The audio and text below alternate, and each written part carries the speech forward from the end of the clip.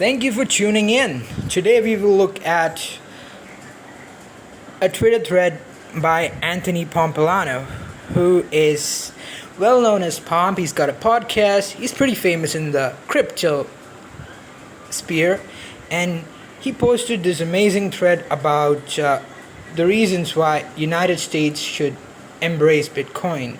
And I really like that thread, but the elephant in the room, Mark Cuban replied to that thread, and it got to a real bloody fight. And in the end, Mark Cuban ended up debating a bunch of Bitcoiners, and I think there's already a YouTube video for that. I'm yet to watch that, but I thought I would walk through this Twitter thread with you all. So let's begin.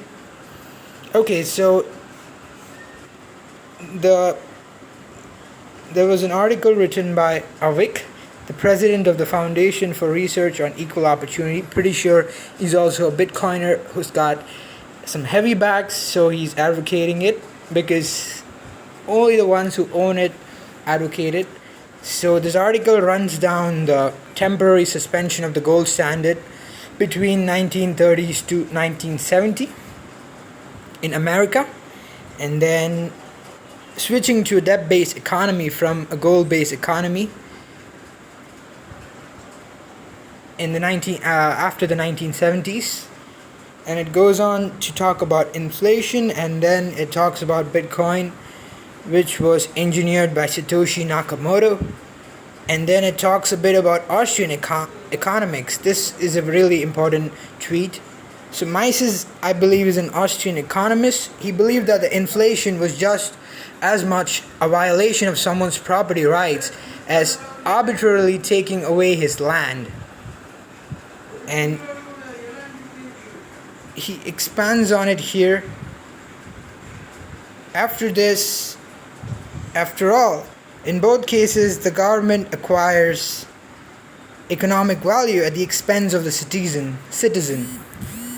Since monetary inflation creates a sugar high of short-term stimulus, politicians interested in re-election will always have an incentive to spend the money to expand, so that they expand the supply so that they can spend more and make people happy in the short term. But that comes at the expense of long-term declines in consumer purchasing power, aka inflation goes up.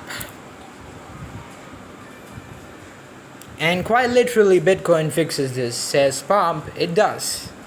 Gold and Bitcoin are both divisible, unforgeable, divisible, durable, and fungible. America is going to make a choice in the coming years. Will we embrace Bitcoin or shun it? There are 4 recommendations. Clarify the regulation, add Bitcoin to Treasury, of course, and Congress to stop Fed from creating CBDC. Now, the first 3 suggestions was somewhat, I would say, good and smart, but asking Fed to stop creating CBDC, that's ridiculous, because if the US stops creating CBDC, they are pretty sure going to be left behind in the race, in the fintech wars, I would say, because almost, I guess, a dozen of countries are discussing creating their own CBDCs. China is ahead in that race. Then there's India, there's, I guess, many other small countries like Ukraine as well. And I think the European Union is also planning to roll out their own CBDC. So it's, almost every country across the world is planning to roll out their CBDC. And American folks like Pomp are pleading Congress to have the Fed stop creating CBDC. Maybe it's bad for crypto. America has the opportunity to be the global leader if it does these 4 simple steps. So if Congress stops US from making CBDCs, even if Congress stops US, I don't think the other countries are going to stop. That's going to put US in the back seat when it comes to CBDCs, and will lead to decline. So US has no choice. They have to do it. Sorry, Pomp. Bitcoin embodies the American ethos. This freedom technology can be embraced to usher in economic prosperity for hundreds of millions of US citizens. This is America's game to lose. Then comes Mark Cuban. So true, Bitcoin does embody the American ethos of today. Scream at everyone that doesn't agree with you about why you are right about what you think is important. Here's Mark out to irritate Bitcoin maximalists. Preston Pysh replies, Mark's bags are packed. I heard he added $1,000 to his $500 Dogecoin position. Preston, how many Bitcoin do you own? Have you said so publicly? Nope, why would I? In case you own less than I do in Doge, you're just a poser. I'm a total poser. I don't have shit. Why not just tell us? You wouldn't be the first to sell too soon. Happens to a lot of folks. I'll tell you what. If you show us how many you own, I'll show you how many I own. Oh, this is getting interesting. Mark Cuban giving Preston Pysh an open challenge. Let's read on. I've got a pittance. The little I have is all luck. But if you'd like to have a debate on Peter's show, I'm game. Why are you not comfortable sharing? If this is revolutionary, if this is the future of commerce, if this is the future of our nation, why the hesitancy? Why does it bother you so much that I don't have to stroke my own ego and tell the world? That doesn't make sense to you, does it? I don't look at it as stroking your own ego. I have no idea how much, if any, that you own. I look at it as confirming your commitment. Okay, Mark publicly calling Preston is very interesting. On every platform, I'm guessing you tell people to have fun staying poor if they don't own BTC, correct? That is the only way to get rich. That the only way to get rich is to go all in, correct? I'm just curious whether you practice what you preach. Hopefully you got 1 million BTC at 12 cents or whatever and haven't sold since. Okay, Mark is asking Preston to expose his wallet so that we can see how consistent, how much of how much integrity Preston has. But Preston pretty sure won't expose it. You know, Mark, the reason I bag on you so much is because I used to respect you a lot. My savings are nearly all BTC. My returns over the years, last 6.5 years, have been undeserving. Google my name with HFSP. You will not find one tweet. They say never meet your heroes. What an understatement. Uh-oh. If you don't respect me because we disagree on BTC, then you didn't ever respect me. I'm good with you. I respect your hustle. You're fun, like many maxis to question BTC with on here. I thank you for serving our country. In my opinion, BTC has become like gold. An SOE that is now a religion. Let's check what else does Mark have to say. In my opinion, it's not a cure for any financial system. It's not a hedge to anything. Its utility will be driven more by lightning than anything.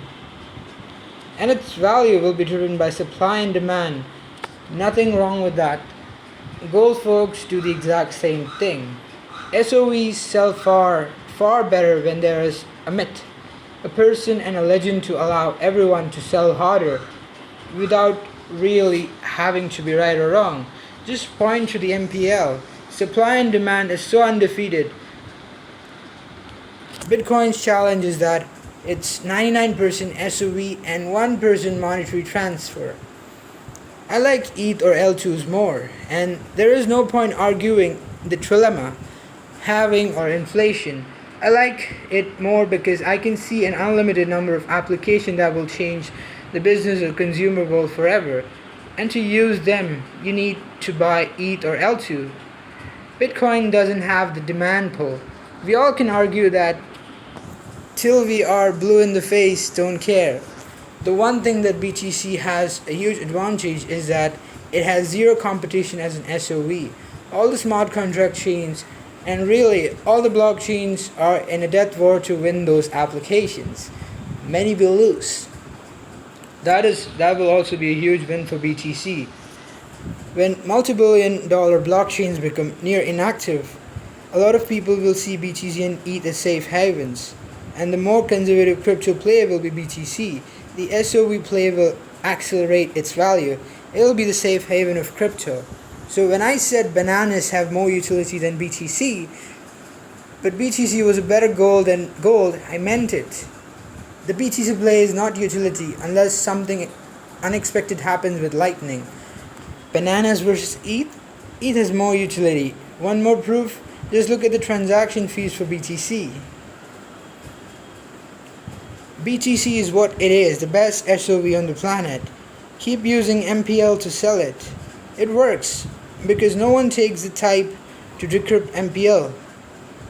They want to believe. Meanwhile, you can look at markcuban.com and see my crypto investments. I care about applications and utility. Alright, I guess that's the end of the thread. Let's see if there's more. Okay, there's Dogecoiners and so many others talking. So I guess on Peter McCormack's show, Mark Cuban and Preston Pysh went on to debate, and you can check that out on Peter McCormack's YouTube channel, What Bitcoin Did. I'm gonna watch that right after this video. So subscribe to Banter City to stay tuned for such juicy, spicy content. Thank you all for listening.